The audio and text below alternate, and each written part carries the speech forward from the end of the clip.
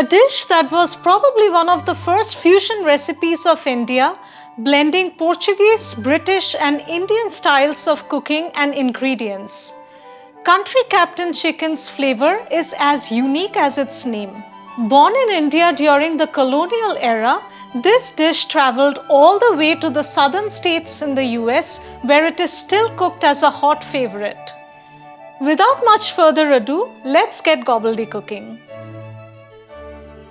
We'll start by pounding enough ginger to form a 1 tablespoon paste.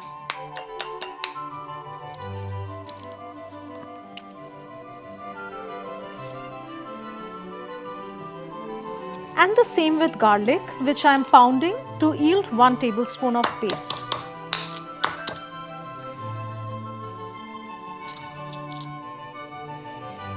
We need to puree 1 tomato for this recipe, so I'll chop up a tomato and then pound it. You can do this in a mixer as well. Tomatoes add tartness to the dish, which is incorporated from the Portuguese culinary style. Alternatively, you could use white vinegar or tamarind water as well.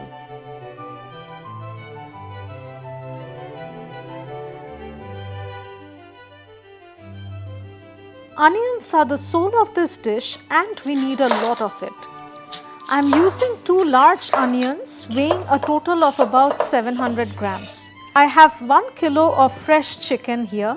I got 2 chicken breasts and 2 full chicken legs, which have been cut in large chunks to form a total of 8 pieces.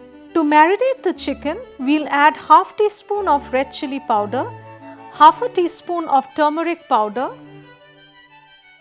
2 teaspoons of freshly crushed black pepper powder, 1 tablespoon each of the prepared ginger paste and garlic paste, and finally some salt to taste.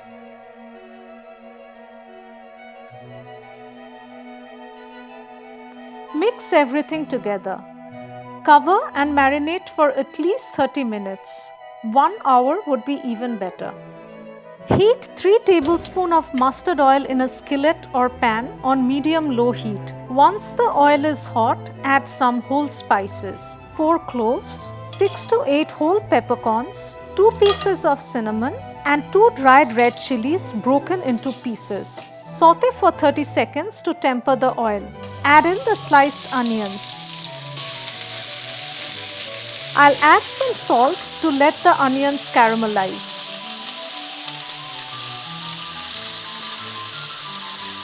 You can see that the onions are only lightly browned and translucent. We do not need to over fry them. Set aside half the onions for later use. We'll add 2 teaspoons of Kashmiri red chili powder to the onions in the pan. This will give the dish a bright red color. Saute for 30 seconds and add the marinated chicken. Stir on medium-high heat for a minute to let the masala coat the chicken. Add the tomato puree and mix. Now's the time to add some potatoes, another ingredient brought to India by the Portuguese. I used baby potatoes because they taste better with the curry, but you can use regular potatoes as well. Mix them with the masala and stir for about a minute.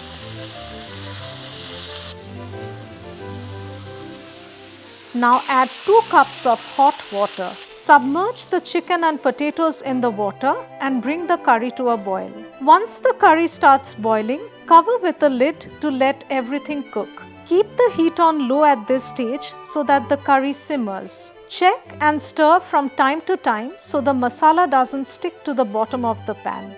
And while that cooks, here's a bit of history about the dish. How this dish got its unique name is shrouded in mystery. It is said that the people who created the dish were the Mogs or Mogs of undivided Bengal, who served as cooks aboard Portuguese ships in the 1600s. Being masterful cooks, they quickly learned Portuguese styles of cooking, such as introducing tartness in dishes with tomatoes or vinegar, so they could last longer on voyages.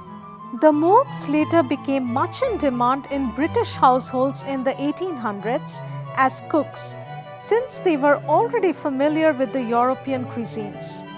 They cleverly blended the British techniques of roasting chicken with adding sourness as a relic from the Portuguese times to create this unique dish. The name is probably derived from Indian merchant ships or country ships commandeered by sea captains who were often referred to as country captains, and the fact that this curry was served aboard ships. Anyway, the dish traveled all the way to the southern states in the US during colonial times, and it is still cooked there with gusto. In fact, it is rumored to have been a favorite of President Franklin Roosevelt. Now back to our dish. It has been about 15 minutes and the potatoes are completely cooked while the chicken still isn't. I'll strain out the potatoes so that they don't overcook and become mushy. Now we need to cook the chicken on medium-low heat without a lid to let the gravy dry up. Once the gravy is almost dry and the chicken is fully cooked, we'll add the onions that we had set aside earlier and mix them in. We'll add the potatoes back in the curry and give everything a good mix. All the water has evaporated by this time and we can turn off the heat. Serve the chicken and potatoes with some hot white rice or roti. Bite into the chicken and a juicy potato, close your eyes, and you can almost feel the swaying motion of the ships as they sailed the high seas during the colonial times. Do subscribe to our channel for more such recipes.